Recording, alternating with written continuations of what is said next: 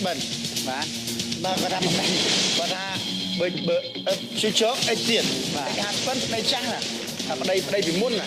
បាទអត់ដឹងអង់គ្លេសគាត់ទៅខុសដែរមិនអីដឹងខ្ញុំគឺជាបបបរោះ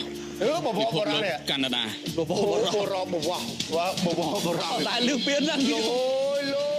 កអត់ដែលលឺពីបបបរោះបាទមានតែប្រុសស្អាតទៅបសែតទៅបាទទុកបសែតទុកខ្ញុំដែរបសែតខេត្តបាត់ដំបងហេខេត្តពោធិ៍ស្ពឺទៀតមានអត់គេលោកកំណប់នៅតកែវហីបាទទៅតកែវស្រុកណាក៏ស្រុកខ្មែរស្រុករបស់ខ្ញុំទាំងអស់អូតកលោក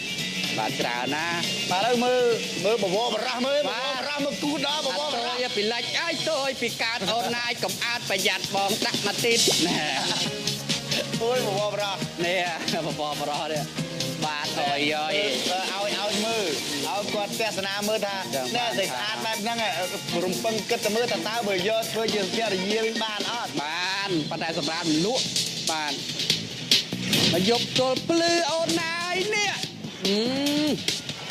ឡូវតម្លាក់ខ្លួនបានដែលគេមានយ៉ាងណាគេបាទ7របៀបហ្មងគេថាសូមឲ្យមានសម្រស់ដោយនាងវិសាខាបញ្ញាដូចជាមហោសថ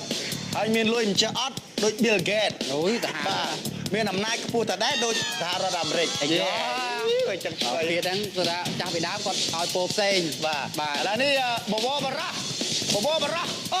ត្រូវមុតធំហើយបាញ់បង្វិលកន្លែងវគ្គមាត់បង្វិលនេះគឺថាត្រូវតែធ្លាក់ចូលភ្លើងចឹងហ្មងនេះចាស់ហ្មង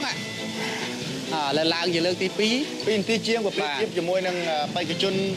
បេក្ខនារីរបស់យើងដែលបានមកលួយពីសប្តាហ៍កន្លងមកនោះគឺបានប៉ុណ្ណឹងដែរឥឡូវនេះលោកទំនប់មានឆ្ងល់ទេកន្លែងមាត់បង្វិលនេះហេតុអីបានជាធ្លាក់ម្ដងហើយអត់វិលវិញកាលណាឲ្យធ្លាក់ព្រោះដឹងតែធ្លាក់ម្ដងហើយហើយគឺថាមាត់ឆ្អិនដែរគេលេងវិលដែរបាទអញ្ចឹងមាត់ឆ្អិនវាវិជាក្លាសេហើយដែរហើយរបៀបកម្ពុជាឥឡូវរលាស់ឲ្យវាទៅរលូនតិចមើលបាទណែកាន់ទៅរលើបរលោងហើយឃើញលុយ$50,000ណែបើដល់ដំណាក់កាលកុំរលួយណែកុំប្រយ័ត្នឲ្យធ្វើទឹកភ្នែករលីងរលោងណាបាទ2នាទី55វិនាទីចុច7ប្រយ័ត្នចុច2 ដង2 3 ដងវាយអត់លឺសញ្ញា3.1 Hãy subscribe cho kênh Ghiền